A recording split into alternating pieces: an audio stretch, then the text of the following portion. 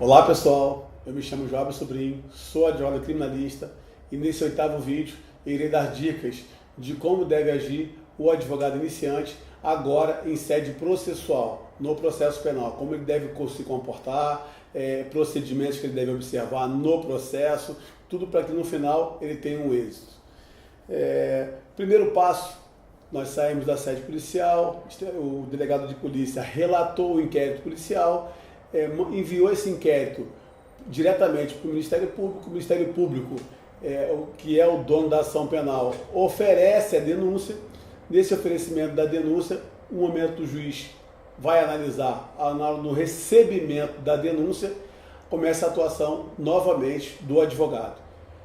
Em que pese muito o advogado fazer confusão e não oportunizar o juiz ao pedido de liberdade provisória, porque muitas das vezes o advogado, não afã de soltar quem está preso, ele perde um momento importante no recebimento da denúncia, que é o pedido de liberdade provisória do seu cliente, pois ele antecipadamente e equivocadamente entra com habeas corpus. E por que não é bom você entrar com habeas corpus diretamente? Primeiro que o guardião do processo inicial é o juiz da causa, em que pese a autoridade policial ter feito o relatório, apontado eventuais indícios de materialidade de autoria do seu cliente e feito o requerimento, inclusive, de prisão preventiva, ao qual foi acompanhado pelo parquê, pelo Ministério Público, e o juiz, naquele momento, ele vai estar diante de uma decisão de converter a prisão em flagrante em prisão preventiva, ou manter a prisão preventiva, se for o caso, não mais de prisão preventiva, ele vai ter que ouvir os argumentos também da defesa, que é o pedido de liberdade provisória, que é a primeira peça defensiva no processo. Primeira peça defensiva do processo é a liberdade provisória. E eu vou me permitir ler a legislação para que vocês possam entender a profundidade desse instrumento, aquilo que pode ajudar em muito na liberdade de quem está preso. Artigo 321.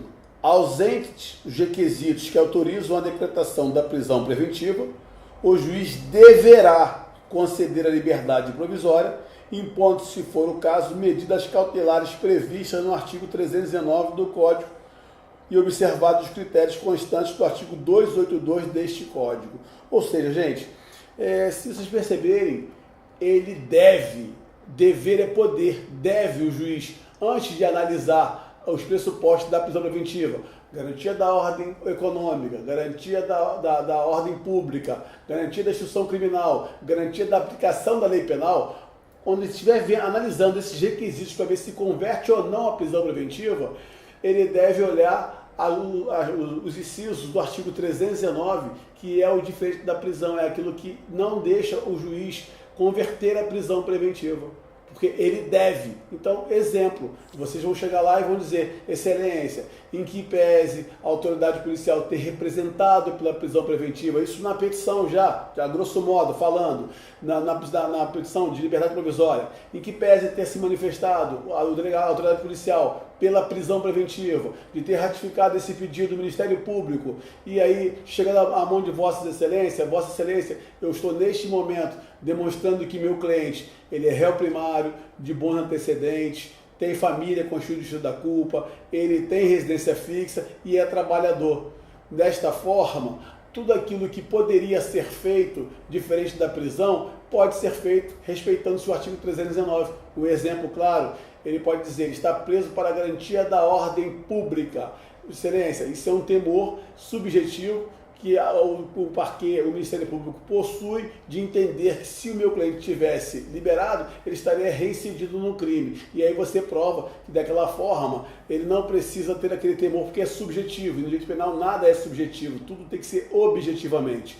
Ele vai dizer, doutor, está preso para a garantia da ordem pública, não, agora a garantia da instrução criminal. Garantia da instrução criminal, você pode dizer, excelência, pode ser aplicado na medida cautelar de afastamento da suposta vítima, se for o caso, pode ser afastamento de qualquer pessoa que tenha contato com o crime, afastamento das testemunhas, ele pode ter várias cautelares que são efetivas diversas da prisão.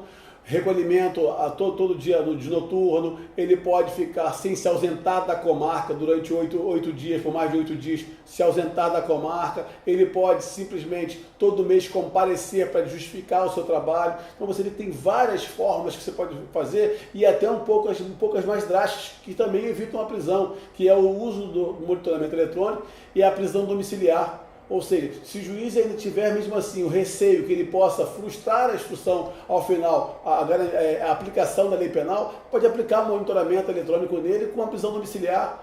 Então, veja que poder, dever, deverá. Então, a liberdade, quando você suscita essa liberdade para o juiz, ele precisa fundamentar, se ele contrariar todos esses incisos do artigo 319, ele precisa fundamentar a prisão. E aí sim, nesse momento, se vocês entenderem que ele não concedeu e contrariou, poderão entrar com o habeas corpus.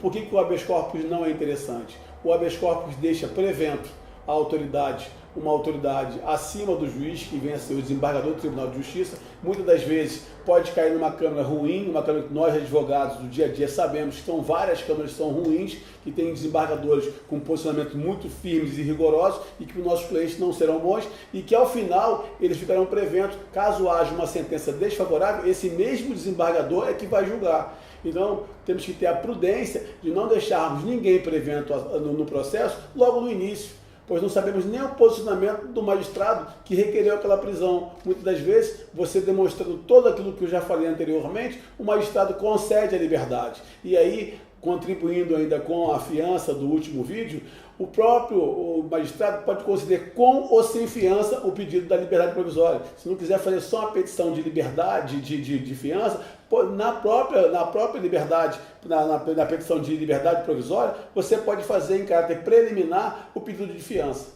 Então fica a dica, usem o processo penal de acordo que venha a ser para vocês mais benéfico durante toda a instrução e pensando também no possível recurso caso haja, pois entrar com habeas corpus muitas das vezes é deixar uma câmara ruim preventa e que vocês vão no final ter o mesmo dissabor de ter aquele desembargador, aquela câmara julgando o seu processo.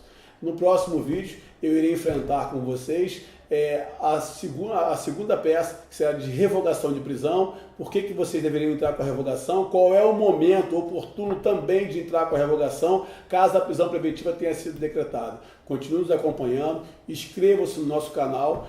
Nosso canal no YouTube é Advogado Joab Sobrinho. Advogado Criminalista Joab Sobrinho. Deixe um like, compartilhem, para que possa chegar no maior número de colegas que possam, de alguma forma, ajudá-los a praticar o nosso Monos Público, que é todo dia uma batalha. Nós somos considerados advogados que defendemos bandido, quando na realidade nós defendemos o direito. E com esse intuito é que eu venho trocando com vocês toda a minha experiência. Continue nos acompanhando e muito obrigado.